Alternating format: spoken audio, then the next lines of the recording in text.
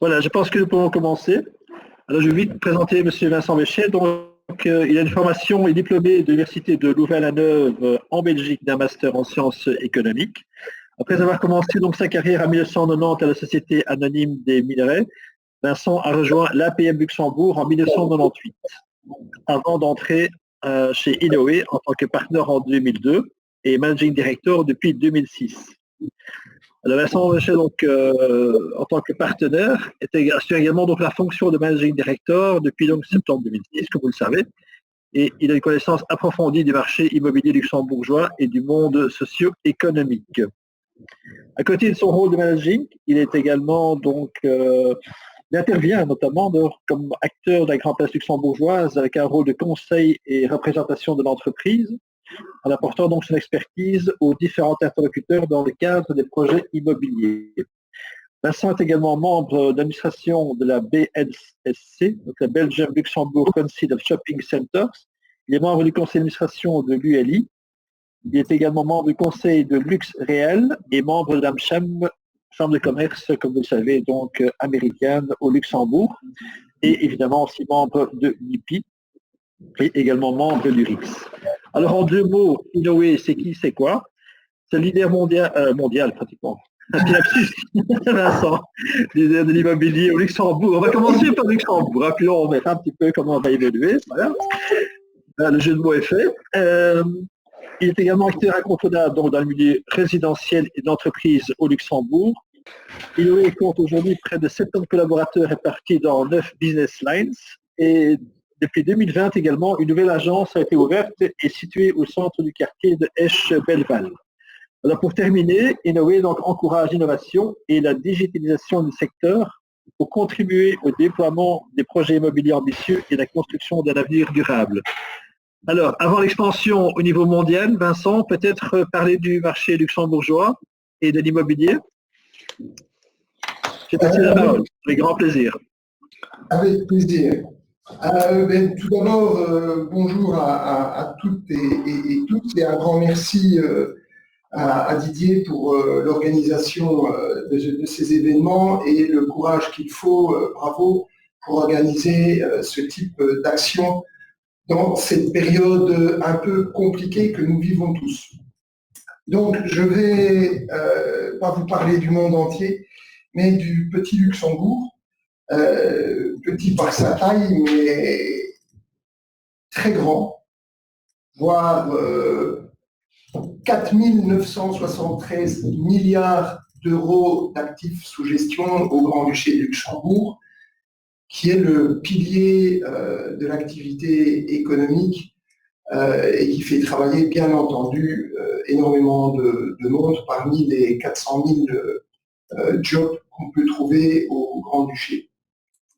Je vais rapidement vous parler du Grand-Duché, de certains paramètres socio-économiques, pour ensuite partager ma vue sur les classes d'actifs bureaux, retail, donc commerce, pieds d'immeubles, murs commerciaux, pour terminer avec le résidentiel.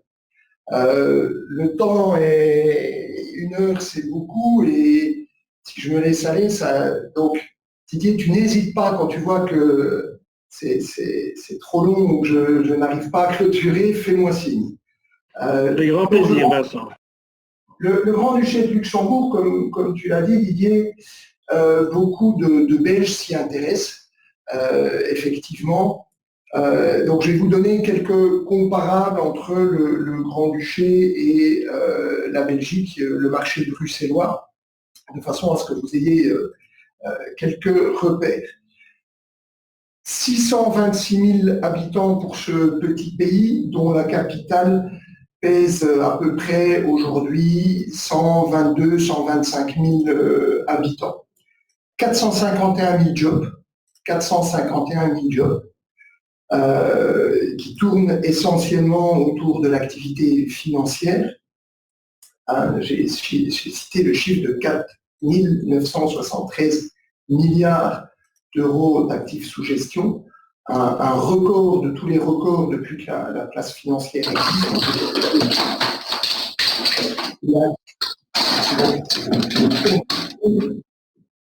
La gestion de fonds est pratiquée au Grand-Duché. Dans ces chiffres, on pourrait rajouter un taux de chômage à 6,4% qui fait du Luxembourg un des bons élèves de la zone euro. J'ai aussi relevé un produit intérieur brut pour 2019 de 63 milliards pour 476 milliards en Belgique, ramené par habitant, ça fait plus de 100 000 euros par habitant au Grand-Duché versus 41 000 et quelques pour la Belgique. Dans ces grandes caractéristiques, le marché luxembourgeois est très influencé, comme le marché bruxellois, par la présence de l'Europe. On dit souvent qu'à Bruxelles, l'Europe pèse pour à peu près 25% dans le marché immobilier de bureaux. On a à peu près les mêmes proportions ici au Grand-Duché de Luxembourg. D'ailleurs, à Bruxelles, il y a eu 2 grandes transactions pour, je crois, près de 40 000 mètres carrés qui se sont signés en janvier de cette année sur seulement deux immeubles. C'est dire l'importance de l'Europe dans la dynamique du marché bruxellois comme dans la dynamique du marché luxembourgeois. L'Europe à Luxembourg, c'est 12 000 emplois et peut-être, piqûre de rappel, on y retrouve le secrétariat de la Commission européenne, une administration de la Commission européenne, secrétariat du Parlement européen, Eurostat, la Cour européenne de justice, l'Office des publications de la Commission européenne, la Cour européenne des comptes et la Banque européenne d'investissement, qui a un statut un petit peu à part, mais pèse pour près de 5 000 employés ici au Grand-Duché de Luxembourg. Ce n'est pas rien. Le Grand-Duché de Luxembourg, dans l'évolution de cette crise, bien entendu, est impacté, hein, comme tout pays européen et au niveau mondial.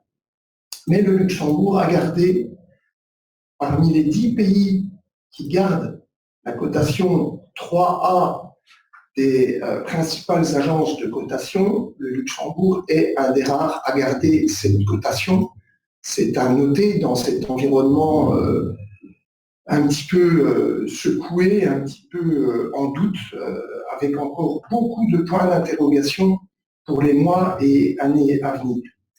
Mais Luxembourg, c'est également, au-delà de l'industrie des fonds, l'industrie des family office en croissance, pleine croissance, et à noter qu'à chaque crise, l'industrie des family office se consolide au Grand-Duché de Luxembourg. Chaque crise pousse de plus en plus de groupes industriels à se structurer et installer leur family office ou holding au Grand-Duché.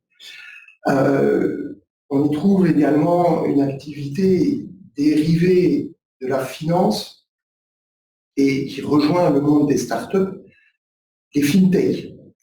C'est également une activité très importante en plein essor au Grand-Duché, accompagnée et par l'État et par les grands joueurs, que ce soit les banques de la place ou les Big Four ou le Private Equity. Private Equity et Venture Capital qui n'est pas en reste, également une dynamique incroyable ces dernières années. Et une reconnaissance au niveau mondial de la qualité de l'environnement, stabilité politique et sécurité juridique qui font qu'on ne va plus essayer de faire des montages en passant par Isle of Man ou Jersey ou Cayman Island, mais plutôt s'établir en full transparence au Grand-Duché de Luxembourg.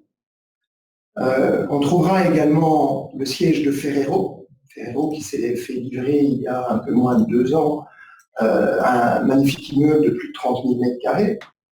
Le siège d'Arcelor, qui a en planification également un très grand bâtiment qui devrait venir à côté des immeubles des institutions européennes. Le chantier a démarré. Et on y trouve également le premier fournisseur de services de télécom par satellite, SES Astra.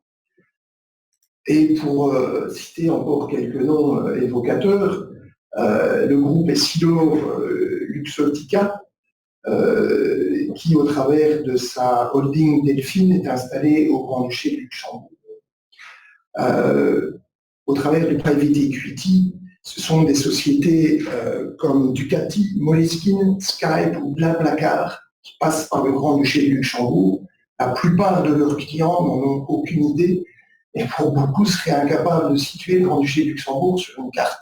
Pourtant, Skype, c'est né ici et ça a été financé par le Grand-Duché de Luxembourg. Imaginez un petit peu ce que ça veut dire en ingénierie financière et capacité que nous avons ici à disposition.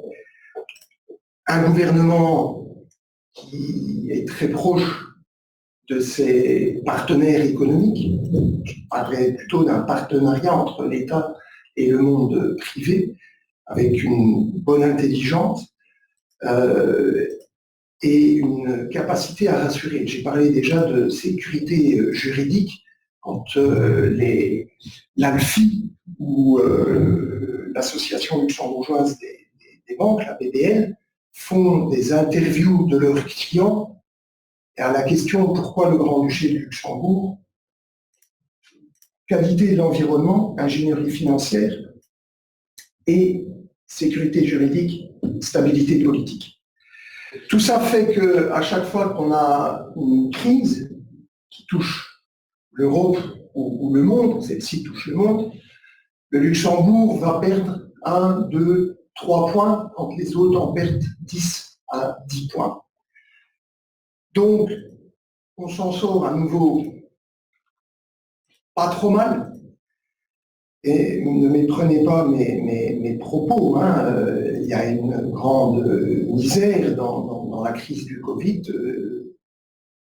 Il y a les décès qu'on a pu constater, les malades et ceux qui ont les conséquences de cette maladie.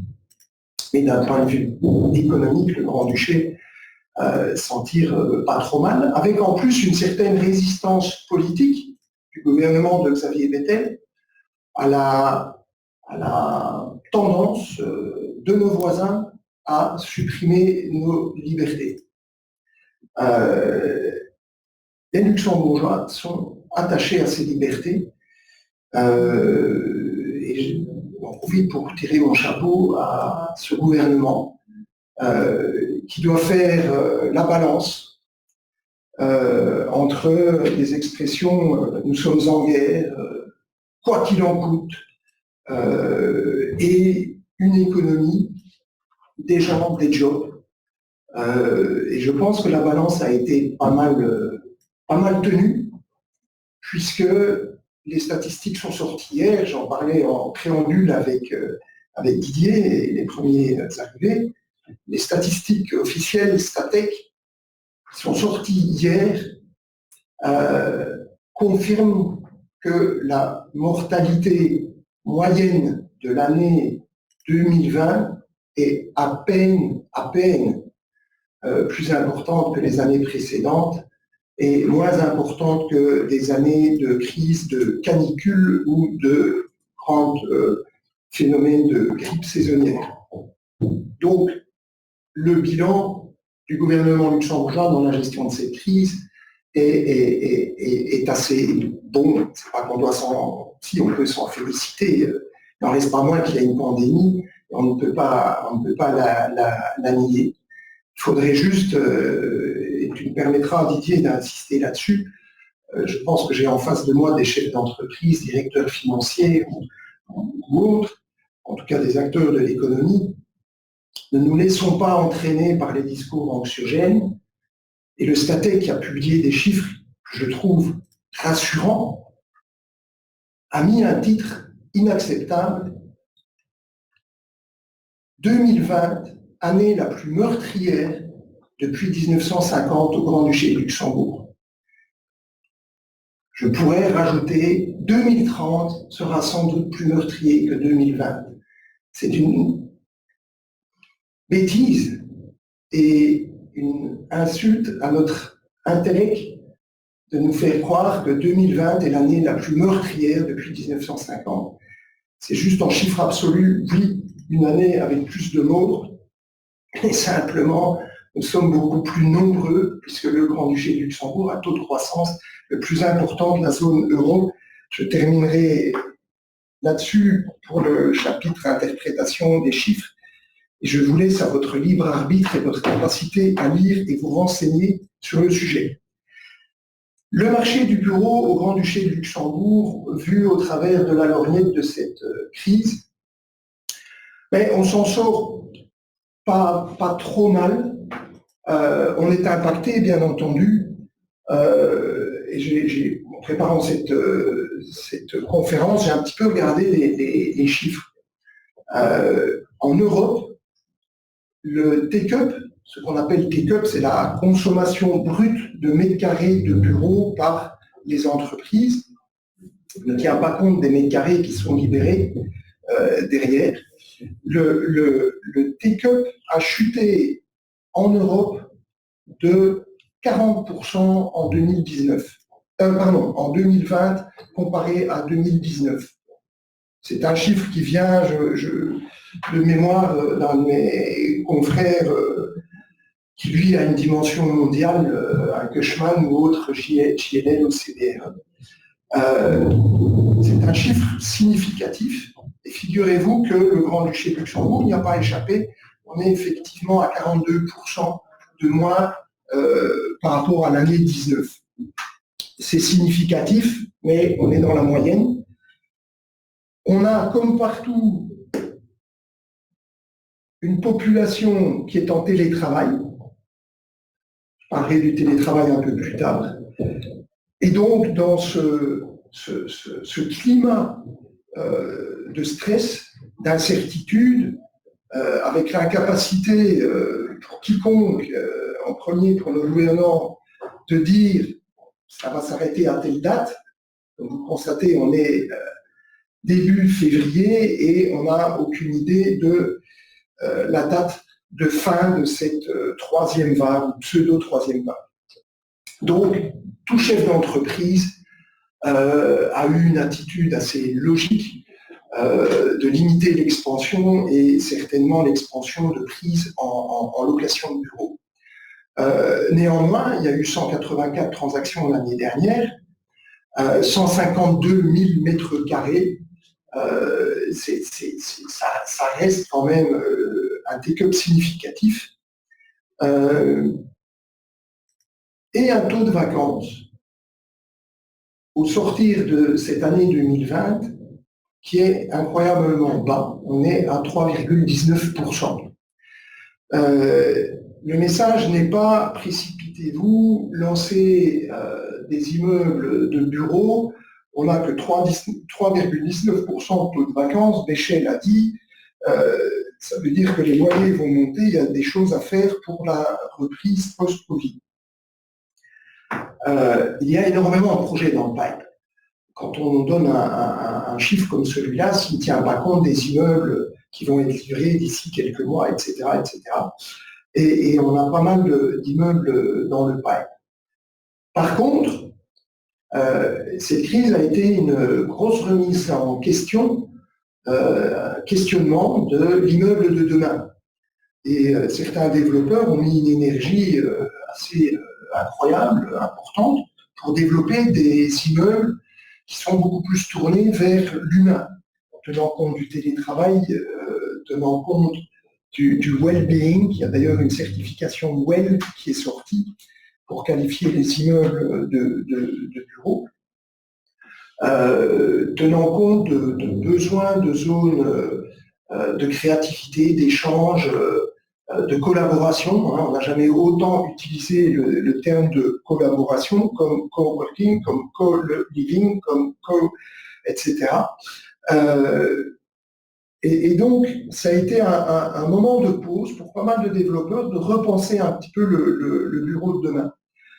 Je ne pense pas que le bureau de demain doive être fait de cagettes en plexiglas et de diffuseurs de désinfectants à chaque fois qu'on ouvre une porte, mais force est de constater qu'il y a une gadgeterie qui a été imaginée par une série de start-up, mais plus sérieusement au niveau de la conception des immeubles, on va vers de nouvelles certifications, plus les normes SGE pour les fonds, ce qui veut dire que le produit de demain doit intégrer tout ça pour cocher un maximum de cases quand un investisseur, un fonds décide d'acheter et de s'intéresser à votre projet. Intéressant aussi, sur l'année dernière, la taille moyenne des transactions est de 829 mètres carrés, 829 mètres carrés. Et on atteint un stock total, donc prenant en compte les dernières livraisons de 2020, un stock total de 4,2 millions de mètres carrés pour nos amis bruxellois, belges en général. Le marché bruxellois fait plus ou moins un petit 13 millions de mètres carrés. Après, ça dépend jusqu'où vous tirez la périphérie, mais en gros, 13 millions de mètres carrés Bruxelles, 4 millions de Luxembourg. Le Grand Bruxelles, 1 million d'habitants. Luxembourg, total 600 000, la capitale 125 000. Ça vous donne un petit peu les proportions et les démesures que nous avons ici au Grand-Duché. Le taux de vacances à Bruxelles est de 8,2%, Luxembourg 3,19%. Et les loyers à Bruxelles sont plus proches des 15 € du mètre carré, alors que le loyer moyen à Luxembourg-Ville est de l'ordre de 35 € le mètre carré. 15, 35. Le médian bruxellois est à 12,50 selon une des grandes boîtes de real estate bruxellois. Dans les conséquences conséquences Covid, impact sur notre business, le nombre de deals a diminué de 18,6% et je vous ai dit, en termes de mètres carrés, ça se traduit par 42% de moins par rapport à l'exercice 19. Ce qui est intéressant, c'est un phénomène sous-jacent qu'on a pu constater, c'est que très rapidement, en 2020, alors que nous faisions en mars-avril, après une semaine où on a été un petit peu figé de découvrir le télétravail forcé à 100%, il fallait une semaine pour prendre le choc, une semaine pour s'organiser. On était même plus vite en télétravail, mais en tout cas, niveau business, on a tout de suite repris des visioconférences avec tous nos grands comptes et posé les questions et interviewé tous les grands occupants. Beaucoup de ces grands occupants ont rapidement mis en place des sous-locations. Pas avec beaucoup de succès, puisque si eux-mêmes avaient besoin de faire des économies de mètres carrés, les Big Four reflétant un petit peu la dynamique globale économique du pays, il ne fallait pas s'attendre à ce que les autres aient besoin de mètres carrés. Donc, toujours est-il qu'on se retrouve fin de cette année avec 37 000 mètres carrés en sous-location. Or, 37 000 mètres carrés dans l'absolu par rapport à un stock de 4 millions d'eux, ce n'est pas grand-chose. Mais nous n'avons jamais atteint un chiffre pareil. Il a été de 27 000 mètres carrés à la sortie de crise 2008-2009 et on atteint maintenant 37 600 mètres carrés. Après, si je veux être intellectuellement honnête, c'est comme les morts comparés d'année en année, il faut comparer ça au total du stock. On avait nettement moins de stock en 2009-2010 que nous en avons aujourd'hui. En valeur absolue, ça reste quand même 37 000 mètres carrés à caser. Dans ce marché, ce qui est assez étonnant, surprenant, et ça on le constate au travers de notre activité de property management, gestion des immeubles, on n'a quasi aucun défaut de paiement dans les immeubles de bureaux, ni de renégociation de bail, très peu. Renégociation de baux. C'est vous dire la confiance, je pense, des occupants dans une reprise, la confiance, ou en tout cas le sentiment qu'ils ont que le nombre de mètres carrés de bureaux qu'ils ont aujourd'hui devrait rester plus ou moins équivalent demain. Et de nouveau, comme je l'ai dit, le Grand-Duché de Luxembourg est, comme à chaque fois, moins impacté, quelle que soit la crise. Donc c'est un signe important de confiance, je trouve, dans le long terme. Je ne dis pas qu'il n'y a pas eu une renégociation et que pas un seul locataire ne va essayer. S'il a un terme de bail ici dans les mois ou semaines qui viennent. Mais le propriétaire qui lit ou suit comme vous ce type de conférence ou s'intéresse au sujet pourra opposer un taux de vacances de seulement 3 et quelques pourcents, ce qui veut dire que l'offre immédiate de mètres carrés de bureau n'est pas si importante que ça en chiffres absolus. Quoique 3% de 4 millions de mètres carrés, ça commence à faire de la surface. Mais cette confiance traduite là est pour moi très importante. On a besoin de ça dans le marché. Comme avec Didier, on a décidé de ne pas vous inonder avec des slides. Je les ai sous les yeux. Je vous ai parlé du loyer moyen ville de Luxembourg. Le plus grand quartier d'affaires qui reste le Kirchberg, avec plus d'1 million de mètres carrés de stock, tourne entre 36 et 42 euros de loyer par mois par mètre carré hors TVA. Et le Central Business District, dont l'extension est limitée, pour ceux qui connaissent bien la ville de Luxembourg, nous avons ces magnifiques vallées qui coupent et ces bâtiments historiques, heureusement préservés maintenant, qui empêchent d'avoir des développements de grande envergure en centre-ville, ce qui est rare et cher. Comme j'aime à dire, il n'y a au monde qu'un seul boulevard royal au Grand-Duché de Luxembourg, et donc les loyers flirtent avec les 52-53 euros par mètre carré par mois.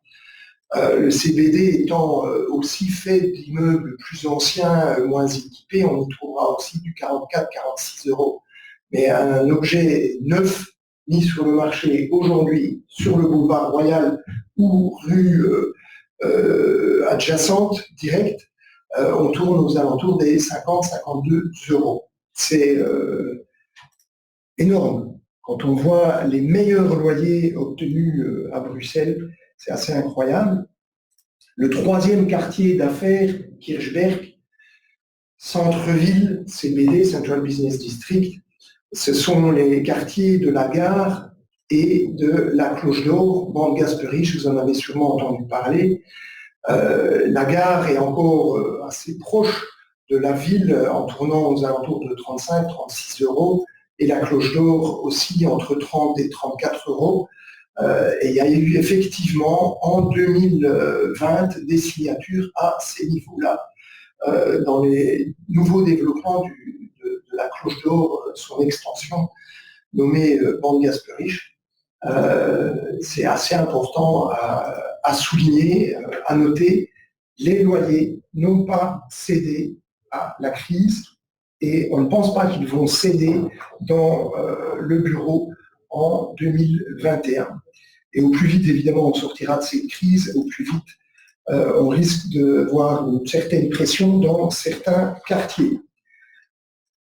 Si vous êtes investisseur, si vous êtes développeur, là en face de moi, quelque part chez vous, à votre bureau, en tout cas en face d'un écran, sachez que sur ces 4 millions de mètres carrés que représente le business du bureau au Grand-Duché de Luxembourg, 76%, 76% sont villes de Luxembourg.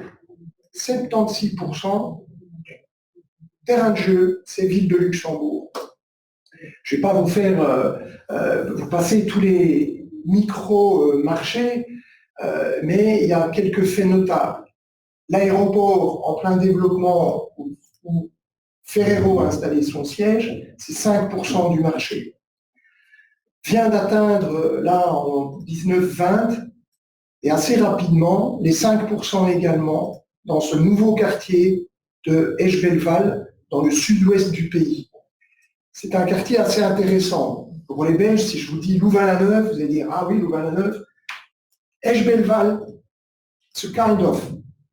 Pas exactement la même chose, mais il y a une université, on a construit from scratch, si ce n'est que Louvain-la-Neuve a été construit sur des pâtures et de belles vallées. Belval est construit sur les friches industrielles de la sidérurgie luxembourgeoise, mais on y trouve du bureau, du centre co, une université et du logement, avec une dynamique assez incroyable. Il y a d'ailleurs des investisseurs belges et promoteurs belges qui sont très présents. C'est un quartier à suivre et qui de 5% au fil des ans passera à 6-7. L'autre quartier à suivre, le Glange, qui a atteint les 3%. C'était un micro-marché, encore pas mal de projets, il y a encore un peu de réserve foncière. Et le Glange, à 4-5 ans, pourrait également atteindre les 5% sans doute. Pour le reste, ça se répartit de la frontière belge à la frontière allemande, frontière française. Un mot sans doute post-pandémie, on devrait avoir l'émergence d'une activité bureau aux frontières. Je vais y revenir rapidement, parlant des conséquences de la pandémie. Le marché du bureau n'est pas que locatif, c'est également un marché de l'invest. Je regarde ma montre, je vais accélérer. Les 7 dernières années, le marché de l'invest, quand je parle du marché de l'invest, je parle du marché de l'invest typé plutôt bureau, avec du standalone, des immeubles purement bureaux détenus par des investisseurs privés mais professionnels ou des fonds d'investissement. Cette année consécutive, nous dépassons le milliard d'euros. Nous avons dépassé les 2 milliards, même 2 milliards et demi dans la folie de 2007. Dans la folie de 2007, il y a eu plusieurs transactions à plus de 300 millions d'euros et des immeubles à 100 millions, puisque c'est nous qui l'avons fait, mais que nous avons vendu 2 fois sur 12 mois. Ça, c'était 2007, plus de 2 milliards. Le marché bruxellois tourne entre 3 et 6 milliards selon les années. Et depuis 2014, nous avons chaque année plus d'1 milliard. Ça en fait une certaine masse, ça fait une certaine reconnaissance de la part des joueurs internationaux. Et 2019, nous étions également au-delà des 2,5 milliards, 2018 au-delà des 2 milliards, et on clôture 2020 à 1,3 milliard, et en pur investment, en standing investment, 1,120 milliard, le reste étant du développement ou vente à occupants. C'est important parce que quand nous discutons avec les investisseurs qui viennent de UK, US, asiatiques ou européens, on constate l'importance de l'histoire. Vous devez avoir une histoire à raconter, et cette histoire, elle ne s'écrit pas sur un pic en 2017, elle s'écrit sur des années, et on est très content maintenant de maintenir un chiffre au-delà du milliard d'euros. On aurait pu faire beaucoup plus en 2019.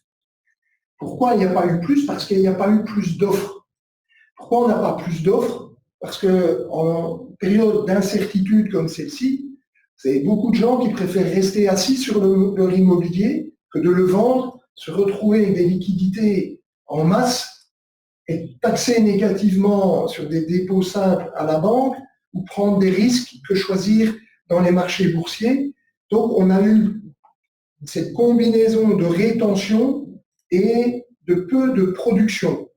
L'année 2021 devrait à nouveau dépasser le milliard. Ce ne serait pas faire preuve d'incompétence de ma part que de vous dire aujourd'hui, il m'est difficile de dire le niveau auquel on arrivera fin 21, on n'en a pas fini avec cette pandémie et avec cette gestion globale, voilà, dont vous savez ce que j'en pense. Entre risque et opportunité, c'est avec cette crise, un phénomène dans le bureau, c'est le télétravail. Vous travaillez, on travaille massivement de la maison.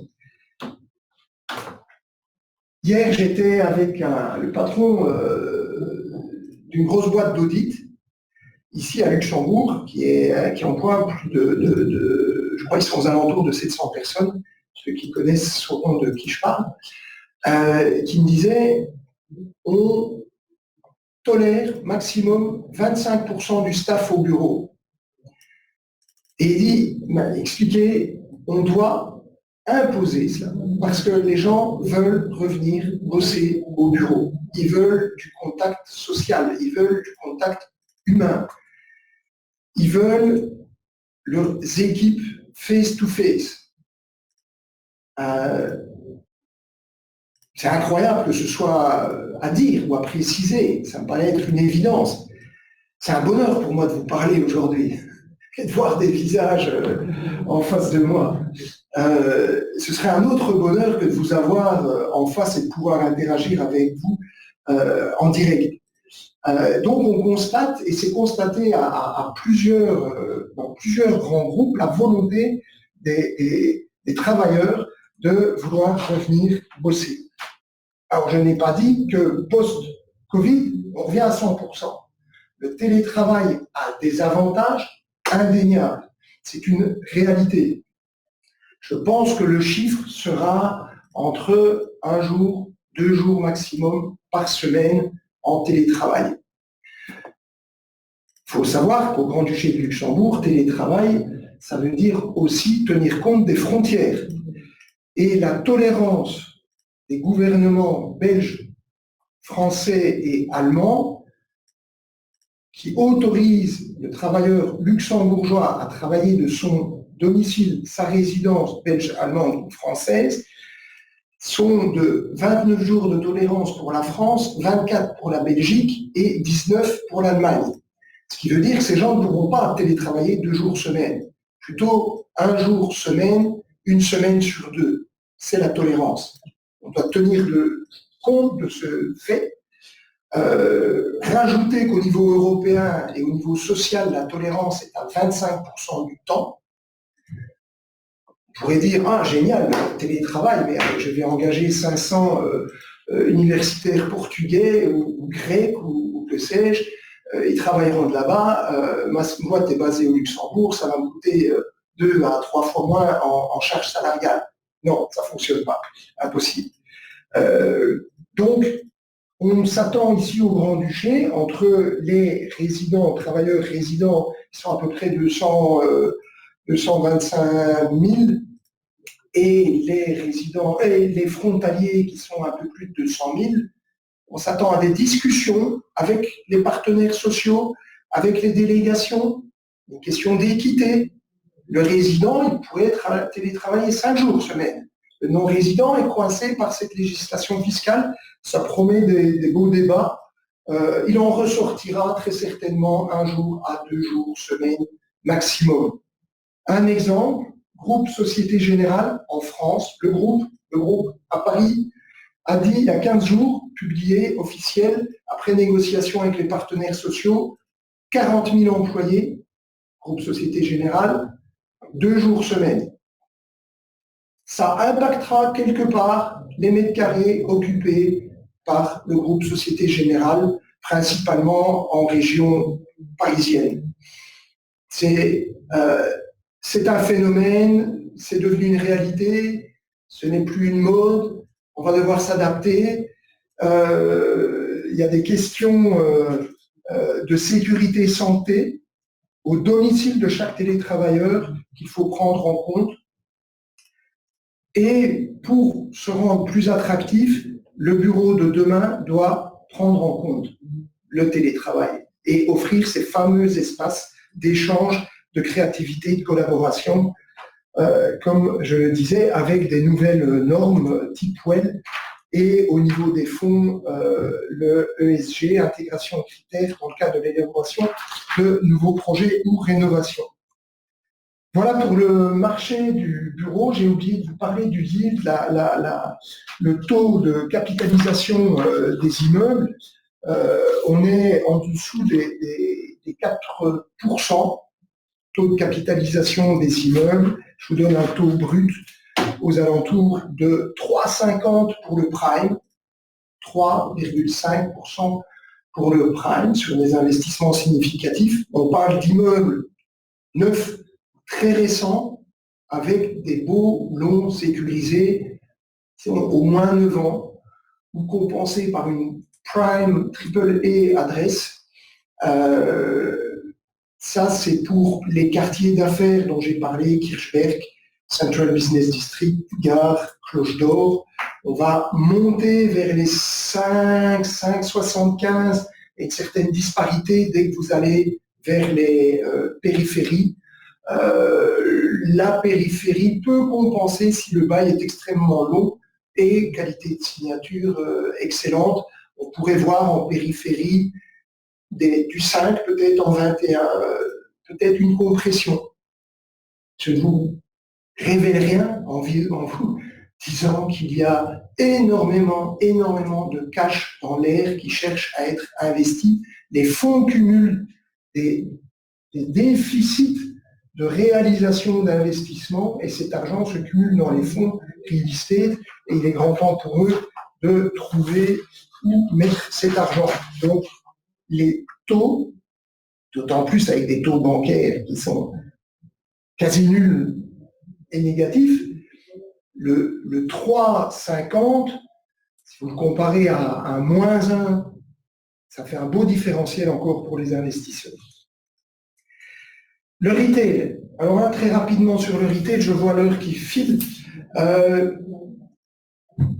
Le retail est en grande souffrance avec des différences selon que vous êtes dans la grande distribution ou le reste. Selon que vous êtes un retailer omnicanal avec de bonnes structures, plateformes de vente via le e-commerce ou pas. On va peut-être rapidement parler de l'Horeca. La situation est la plus dramatique et pour moi complètement injustifiée, ou grandement injustifiée. Mais bon, c'est mon avis personnel qui n'engage que moi. Dans l'Horeca, vous avez les premiers jugements qui sont tombés en Belgique et au Grand-Duché de Luxembourg. Je sais qu'il y a des affaires en cours à Bruxelles. Je ne sais pas si elles ont été déjà jugées entre preneurs et bailleurs. Les jugements ont été en faveur des preneurs, des locataires, pour que la période de fermeture administrative ne soit pas due en termes de loyer. Je ne fais pas une guerre entre bailleurs et preneurs, ne vous y méprenez pas. Je trouve cette situation injuste pour l'un comme pour l'autre. Ils sont dépendants d'une décision arbitraire des gouvernements de fermeture administrative, une sanction. La chaîne va remonter du preneur au bailleur, du bailleur à la banque, de la banque à l'État. Un bailleur travaille sur du leverage, sur de la dette. Un locataire a un loyer, il travaille sur un chiffre d'affaires. On lui enlève la possibilité de ce chiffre d'affaires, il est dans l'incapacité de payer son loyer. Le bailleur n'en est pas responsable, tout comme le preneur. La responsabilité doit remonter à l'État. L'État a joué dans les premiers mois de la crise. Il faudrait trouver des accords entre bailleurs et preneurs. Je pense qu'il faudrait trouver des accords entre l'État et les banques. Les autres subissent les conséquences de décisions auxquelles ils n'ont pas été associés. Ça veut dire qu'ils ont élu les gens qui ont décidé de cela. Autre débat politique. Didier, tu m'invites pour une autre fois, mais dans un autre sujet. Et donc, que dire pour l'Horeca, catastrophique dans l'hôtellerie. Bruxelles est apparemment pas inondée, mais en tout cas, il y a beaucoup de cas d'hôtels qui sont à remettre, et les promoteurs reçoivent des dossiers, et les quelques chaînes d'hôtels hôtelières encore dynamiques reçoivent des dossiers. À Luxembourg, il y a eu un cas, mais hors ville de Luxembourg. Donc, on tient encore le cap. Il est clair que les trésoreries sont à sec, que les banques commencent à paniquer avec ce type de clients, puisque 21, c'est la même musique que 20. Ça, c'est pour l'ORECA, je n'ai pas de solution. Le takeaway leur a permis de sauver une partie des meubles, mais la situation est vraiment dramatique pour ces gens. Et j'ai une réelle pensée pour ces gens et les familles qui sont derrière et les employés, etc. C'est vraiment dur. Tout ça a fait une allée royale au e-commerce. Voilà, c'est business as usual. Profiter d'une situation, on ne peut pas leur en vouloir, et on y participe tous. J'ai même acheté quelques trucs via le e-commerce. Ce qui veut dire que les magasins hybrides, comme on commence à les appeler, s'en sortent un petit peu mieux, mais il est clair que les soldes d'hiver sont un désastre. L'impossibilité de traverser les frontières, les limitations d'ouverture, les limitations de présence, on s'y perd. Alors imaginez, vous à Bruxelles, vous concentrez sur les mesures bruxelloises. Nous à Luxembourg, on doit intégrer les Allemands, les Belges et les Français et avoir un papier pour passer la frontière, revenir et inventer n'importe quoi pour passer ces frontières. C'est un ridicule. L'Europe complètement absente, très triste. Donc le magasin connecté, l'intelligence artificielle, etc. Exquis, la chaîne Exquis, que les Belges connaissent bien, en France, pour toutes ces entités de vente en France, Exquis s'est mis semaine dernière, au début de cette semaine, en redressement judiciaire. Exquis qui fonctionne très bien. Une boîte qui a une cote de popularité, ils sont dans la tendance, ils sont dans le renouvelable, ils sont dans le bio, ils ont une image écolo, ils ont une image citadine, ils ont tout pour eux. On leur coupe les ailes, mais on leur dit, vous faites du takeaway, plat emporté. La partie restaurant, elle est fermée, mais pas de raison de ne pas payer vos loyers. Mais une boîte comme Exquis, quand ils choisissent un emplacement, ils ont 3 critères.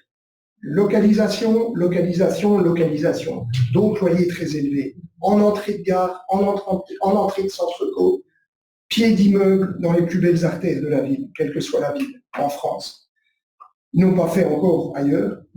C'est le seul moyen qu'ils ont trouvé de survivre, se mettre en redressement judiciaire pour discuter avec les bailleurs. Je le redis, le débat doit monter au niveau de l'État sur ce sujet-là. Ce n'est pas aux bailleurs de payer les conséquences, ce n'est pas aux preneurs de payer les conséquences de cette crise. Vous vous doutez bien que cette souffrance dans le retail, pour ce qui est hors grande distrie, ça va se traduire par un ajustement des loyers et un ajustement des valeurs. Encore difficile aujourd'hui de l'exprimer. Les opérations spot ou les ventes à la casse qu'on peut constater sont le chef d'acteurs qui n'avaient pas assez de trésor ou les reins pas assez solides. C'est très malheureux, mais les grosses boutiques tiennent. Les grands groupes négocient avec leurs locataires, trouvent des solutions. Mais si on doit encore continuer 6 mois comme ça, je ne sais pas où on va. Et nous devons tous participer pour que ça ne continue pas comme ça 6 mois.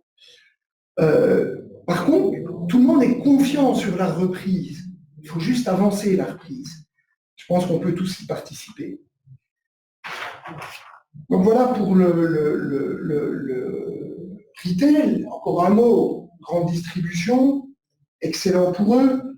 Les grands groupes, certains, contrairement à Pfizer qui a annoncé en grande pompe son chiffre d'affaires et sa marge de 30% hier, les grands groupes sont un peu discrets sur le chiffre d'affaires qu'ils ont réalisé en 2020 et leur marge bénéficiaire. Et force est de constater qu'il y a une chose qu'on a continué à faire, c'est se nourrir. Se nourrir et acheter des produits d'hygiène, d'entretien, etc. Exclusivement dans les grandes surfaces ou petits commerces de proximité offrant ces produits. Donc, si vous êtes acteur intéressé par le retail, effectivement, c'est une excellente signature. Ce sont des baux de longue durée et ils viennent de prouver leur résilience face à cette crise. Voilà pour le résidentiel. On pourrait faire tout un chapitre sur le retail luxembourgeois, tout ce qui se passe en centre-ville, etc. Mais ça nécessiterait une autre. Le résidentiel. Alors j'aime bien en conférence en général quand on me pose des questions sur le résidentiel, la première question c'est excusez-moi, mais dans le quartier de Merle, où est-ce que vous voyez les prix des appartements dans le quartier de Merle? Forcément, celui qui me pose la question a un appartement dans le quartier de Merle ou tout autre quartier. Je ne peux pas répondre à chaque zone, micro-zone géographique. Excusez-moi. Je peux juste vous dire, et là j'attrape un article récent, et je vous lis simplement, Didier, tu m'excuseras, je t'avais dit que je ne ferais pas de lecture, j'ai juste lire un extrait de cet article. C'est Eurostat qui écrit ça. La confiance dans nos fonctionnaires, Eurostat, fonctionnaires européens. Malgré la pandémie, l'immobilier au Luxembourg a enregistré une augmentation de 13,9% entre fin 19 et fin 20. Fin 19, fin 20, c'est passé un drôle de truc entre les deux, une espèce de crise.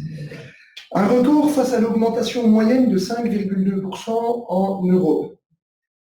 Désormais, il faudra débourser 583 000 euros pour un appartement neuf. Dans ce genre d'expression, il faut lire un appartement de 75-80 mètres carrés, soit une augmentation de 10,8%, tandis que les appartements existants, de seconde main, ont vu leur prix augmenter de 15,3%. Les apparts de seconde main ont une augmentation plus rapide parce qu'en général, un appart de seconde main, c'est une disponibilité immédiate. Et aujourd'hui, il y a une surcote à la disponibilité immédiate dans les appartements.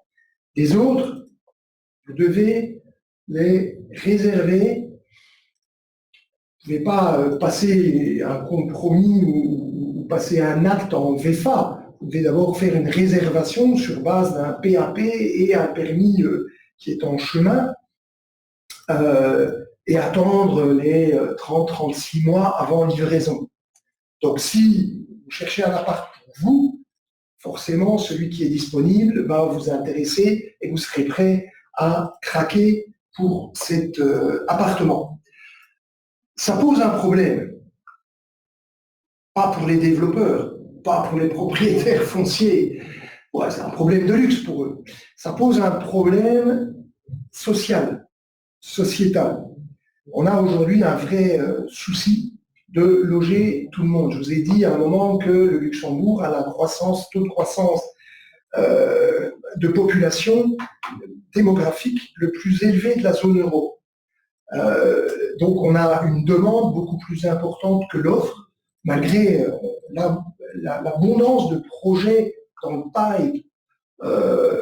Au Luxembourg, on a le plan d'aménagement général, ensuite vous avez le plan d'aménagement particulier, et puis vous pouvez aller chercher le Saint Graal, qui est le permis de bâtir. Tout ça prend jusqu'à 20 ans. Jusqu'à 20 ans. Pour le pire. Normalement, si vous êtes en zone administrative claire, avec un PAG clair, vous êtes sur un 36 mois, 40 mois pour livrer votre immeuble. Mais les salaires ne suivent pas cette croissance des prix de l'immobilier. Et pour l'investisseur qui est prêt à acheter un 75 mètres carrés, plus de 500 000 euros, il va l'offrir à des employés de la place luxembourgeoise qui n'ont pas eu 10% d'augmentation de salaire, ni 9 ou 8 l'année d'avant, ni 7, 6 l'année encore avant. Donc, on a une espèce de rupture entre la rentabilité que va vous offrir cet immobilier et la capacité à payer le loyer. Et donc, les loyers n'augmentent pas comme le taux de rendement chute ou le prix monte. À retenir. Ceci étant dit, dès que nous avons une résidence, vous en avez une là, ici derrière moi, et sur cette résidence qui est située au Limpersberg, le quartier le plus huppé, le plus cher de la ville, tout frais compris, TVA, droit d'enregistrement, etc., on frôle les 19-20 000 euros le mètre carré. Donc, il y a ce vrai problème. Et donc, les investisseurs, tenant compte de cela, et tenant compte d'une particularité luxembourgeoise, à savoir que dans votre déclaration fiscale, vous pouvez introduire une notion d'amortissement accéléré de 5% par an sur 5 ans.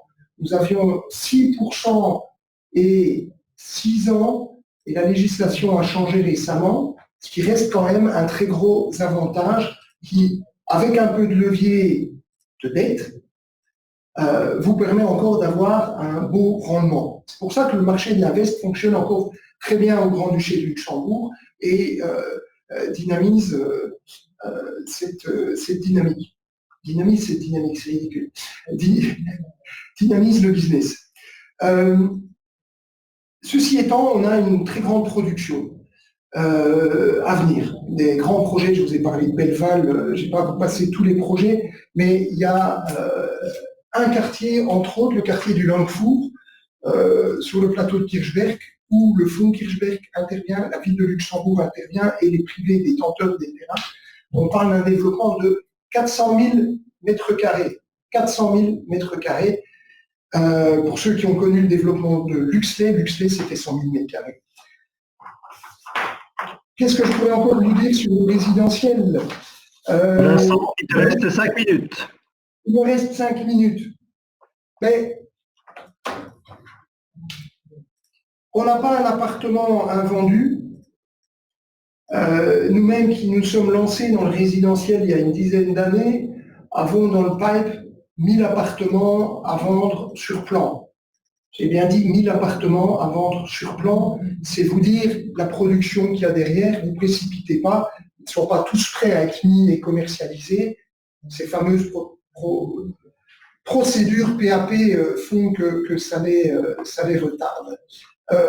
Pour les promoteurs, attention, une nouvelle loi pour les logements sociaux risque de leur imposer, au-delà de 25 appartements, de réserver 30% de la production du projet pour des logements sociaux à revendre à l'État, structure SNHBM ou fonds du logement, à voir, à un prix capé qui est votre prix de revient. Hors de question pour le détenteur d'un foncier historique. Hors de question, prix de revient.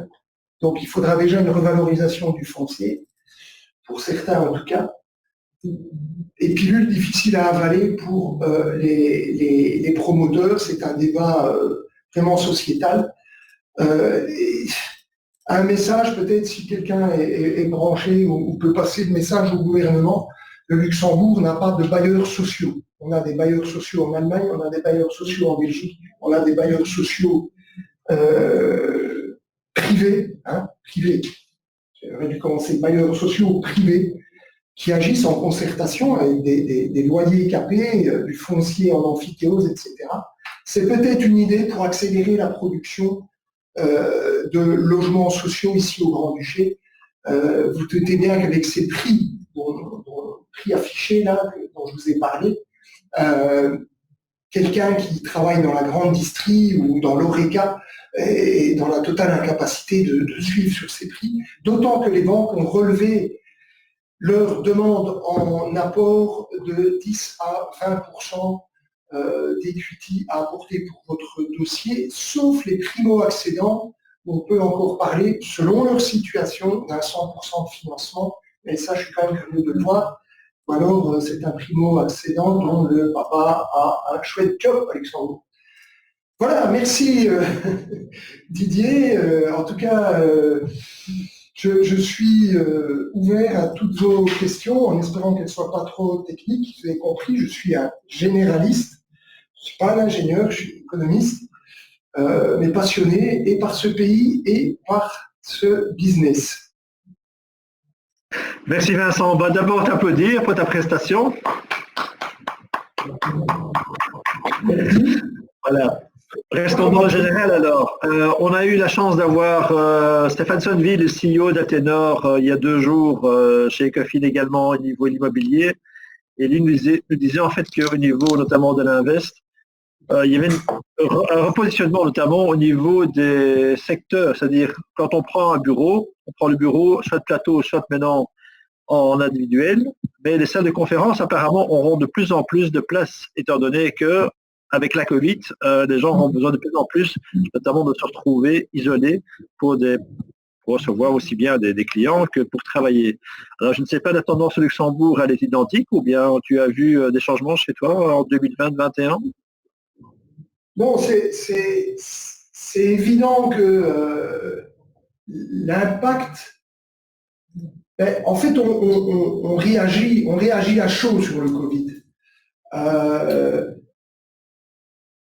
On ne sait pas comment sera demain. Bon, on commence à entendre à gauche, à droite, de la part de certains scientifiques, peu importe le vaccin, peu importe la proportion de population vaccinée, la qualité des vaccins, on devra vivre avec le Covid encore longtemps. Je pense que les études, et entre autres, on va pouvoir dérouler les chiffres.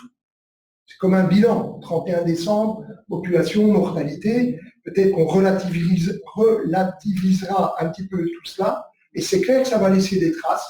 Et entre autres, j'ai parlé des espaces d'échange, de partage. Une équipe qui doit bosser sur un projet, à un moment, ils ont besoin de se rencontrer. Donc, il leur faudra un espace. Alors, s'ils doivent se rencontrer demain vendredi, ben, forcément, il faudra une grande salle avec la distanciation. Ici au bureau, je l'ai là, mon petit masque, et j'ai le gel qui est posé là, j'ai le spray pour nettoyer la salle de conférence. Ce sont des gestes qui nous sont aujourd'hui indispensables pour pouvoir travailler dans des conditions de sécurité. Mais cela va-t-il rester sur le long terme? Je ne sais pas. Je ne sais pas. J'espère que non. Mais toujours est-il que oui, on l'intègre.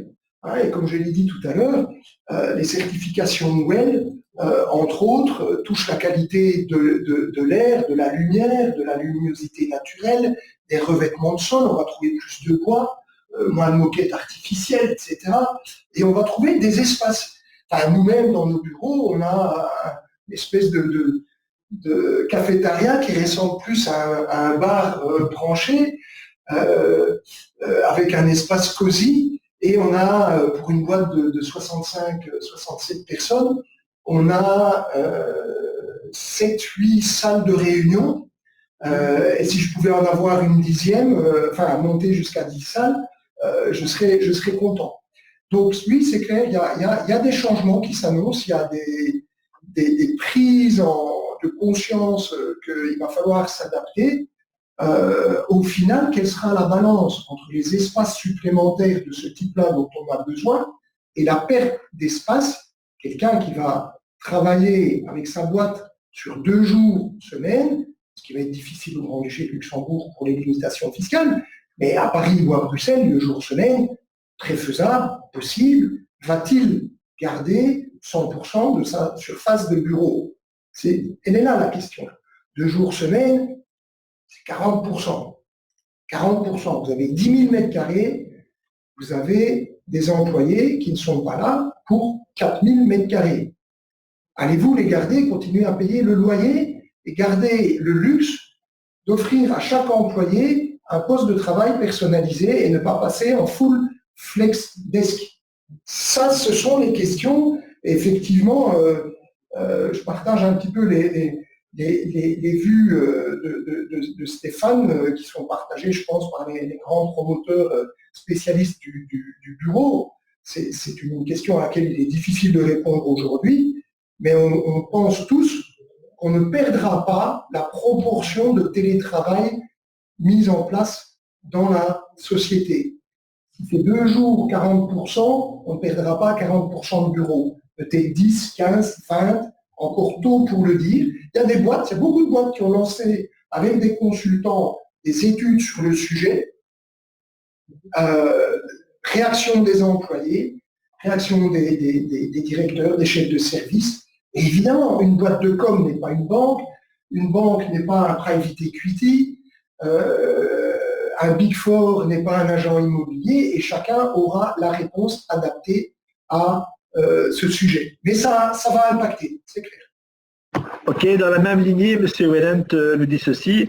Avec le développement du télétravail post-Covid, les entreprises ne vont-elles pas chercher à l'avenir des solutions, comme tu disais, flex office ou des bureaux clés en main, avec service plutôt que des plateaux mètres carrés? Qu'en penses-tu? Alors, dans les tendances, on n'a pas parlé du coworking et d'explosion des boîtes. Explosion. Il y en a un qui a explosé en vol, WeWork, pour des raisons très particulières liées à son CEO.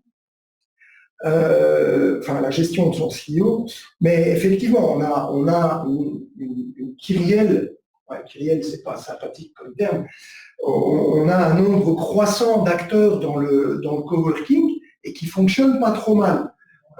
En plus, ici, au Grand-Duché, on a vraiment un esprit de la start-up et une culture de la start-up qui match bien avec le coworking. À nouveau, le coworking va fonctionner. Le coworking, il y a 2 types de coworking. Vous avez le coworking pour l'individu, format start-up, 1, 2, 3, 4 personnes, jusqu'à une dizaine de personnes, qui, chez un coworker, va trouver des espaces adaptés, des espaces de réunion. Et puis vous avez des grosses boutiques, et entre autres, ça a été un des succès de WeWork, qui ont dit à WeWork, type IBM, voilà, à Philadelphie, on a un bureau de 10 000 m², vous allez nous le gérer. Mais on ne veut plus un poste de travail par personne, on veut du FlexDesk. Et l'aménagement, le design intérieur est adapté pour compenser la dépersonnalisation du poste de travail. Vous avez la photo de madame et les enfants, n'importe quelle photo ou objet personnel que vous ne pouvez plus avoir, donc vous devez trimballer. Et d'ailleurs, je me souviens que quand nous avons accompagné ING dans la recherche de ces nouveaux bureaux, il y a déjà quelques années de ça, ils sont maintenant, le siège d'ING et en face de la gare, on a visité des immeubles test dans la périphérie d'Amsterdam. Assez incroyable, et des équipes complètes étaient un petit peu cobées du bureau FlexDesk. Et selon votre activité dans l'entreprise, type administratif ou comptable, ces gens retournaient s'asseoir systématiquement tous les jours au même endroit. Et certains avaient même dans leur mallette ou dans leur box, quand vous avez du FlexDesk, il y a des documents que vous ne pouvez pas reprendre, mais pas encore au 100% digital. Les gens mettaient dans leur petite box leur plante et la photo de la famille pour le remettre dans leur micro-univers de travail. Nous sommes des humains. Ça, c'est peut-être important à rappeler. Et nous sommes aussi différents que nous sommes nombreux. Donc, on ne peut pas... Vous voyez cette image années 70 de l'open space américain avec les cagettes, et le gars au milieu, il est à quasi 50 mètres de la première fenêtre qui lui apporte de la lumière naturelle. Ça, c'est du bureau has-been. Ça a disparu. Aujourd'hui, on évolue encore dans la compréhension du besoin de l'employé. À l'époque, on se foutait du besoin de l'employé. Pour le mettre dans des cagettes comme ça, il fallait vraiment en avoir rien à faire. Aujourd'hui, on sait, à travers de l'intelligence émotionnelle et d'une meilleure compréhension de l'humain, qu'il donnera le meilleur de lui s'il est dans un environnement qui le rend dynamique. C'est ça là, le drive derrière. Il est là. Comment est-ce qu'on peut obtenir le meilleur de chacun d'entre nous dans un espace de travail? Évidemment, le meilleur par rapport à l'objectif de la société. Et donc, on va voir effectivement beaucoup de changements. Il y a pas mal de consultants qui sont en train de surfer sur cette vague pour conseiller les grands occupants, les grandes boîtes. Je ne vous dis pas, chez les Big Four, toute la réflexion qu'ils ont sur le sujet. J'ai entendu, mais attends Vincent, On a perdu des employés. Ils ne savent même plus qu'ils bossent pour nous depuis le mois de mars. Vous avez des employés en dépression à la maison. Vous avez des gens désespérés. Tout le monde ne vit pas dans une villa à Lannes avec 1 hectare de terrain. On a énormément de population ici, chez les frontaliers, sur Arlon, Trèves, Thionville, Metz, qui sont dans des petits appartements, studios, 25, 40, 50 mètres carrés, avec un balcon à peine pour mettre une chaise et une petite table, et qui, dans leur univers, n'ont pas une vraie chaise de bureau, une table à bonne hauteur et un éclairage luxe qui est normalement imposé par l'ITM. En Belgique, vous avez les mêmes normes, il y a tout un questionnement et un accompagnement dans le télétravail à l'extérieur et à l'intérieur de l'entreprise. Vincent, une dernière question pour respecter le timing on a un petit peu dépassé. Que représente en fait le marché des chambres meublées? On va terminer par cette question avant de clôturer. Est-ce que tu as une idée là-dessus? Alors, c'est marrant. Les chambres meublées commencent à se confondre avec le co-living. On a aussi dans ce domaine, comme le coworking, le co-living, une explosion de nouvelles enseignes de co-living. Il y a des belles startups bruxelloises, parisiennes, anglaises, etc., qui ne sont plus des startups d'ailleurs, parce qu'ils commencent à lever beaucoup d'argent et à gérer beaucoup de chambres. C'est une mutation de la chambre meublée traditionnelle, un petit peu look Ikea, voire pire, et dans sa dimension et dans son équipement, vers un concept de co-living. Voilà, pour ceux qui ont partagé un code en étant étudiant, ben, le co-living, c'est un code d'étudiant, c'est un peu plus propre. Et normalement avec un peu plus de services. Et là-dedans, de nouveau, vous avez du co-living avec sanitaire partagé et hygiène assez limite, jusqu'au co-living un peu plus service-minded et un peu mieux équipé et sanitaire privatif. Vous savez, entre les deux, vous avez un petit peu de tout. Ceci étant dit, le Grand-Duché ne fait pas exception à la vague. Donc nous avions la chambre meublée traditionnelle qui fonctionnait très très bien, très cher, et tellement bien qu'il y a eu quelques exagérations. Je ne vais pas encore parler de marchand de nuit, mais on était un peu borderline par rapport au respect de la personne, à un tel point qu'en décembre 2019, le gouvernement a sorti une législation visant à réguler cette activité pour éviter justement le marchand de nuit, dimension de la fenêtre par rapport à la surface de la chambre, nombre de sanitaires par rapport au nombre de résidents, normes coupe-feu, incendie beaucoup plus strictes, des accès vers l'extérieur pour les pompiers, etc., etc. Ce qui rend obsolète toute une série de maisons qui avaient été transformées en chambres meublées. C'est de la cohabitation, on ne peut pas encore parler à l'époque de co-living, et ce qui donne les ailes aux co-livers qui viennent et qui s'intéressent au marché, mais sur des objets qui intègrent la législation de décembre 2019. Et pour mémoire, pour ceux d'entre vous qui auraient des chambres en location, intéressez-vous à cette législation de décembre 2019. Vous aviez 24 mois pour vous mettre en ordre, il ne vous en reste même plus 11. À partir de là, un escalier qui ne serait pas à 1,20 m quand vous avez 5 chambres, vous allez commencer à avoir des problèmes. Et la législation pompier est la plus stricte en termes d'immobilier. Ça, c'est logique, c'est pour prévenir, assurer la sécurité des gens et des personnes. Donc la chambre meublée a encore un très bel avenir au Grand-Duché de Luxembourg, va se professionnaliser. Toute une série de maisons qui étaient au-delà de borderline vont devoir être ou fermées ou adaptées pour répondre à cette nouvelle législation. Quand vous avez un escalier à 90, vous ne le faites pas passer à 1,20 dans une maison sur 3 niveaux sans des travaux énormes, très lourds. Donc je pense que là, il va y avoir des ajustements Après, à voir si le gouvernement luxembourgeois va insister et accélérer les contrôles. C'est les contrôles qui vont faire les fermetures. Je ne pense pas que les propriétaires vont... Enfin, à voir. Il y a pas mal d'inconnus là-dessus. Ce qui est dommage, c'est que en sortant cette loi, ils n'ont pas donné plus de permis pour du co-living structuré dans des nouveaux immeubles.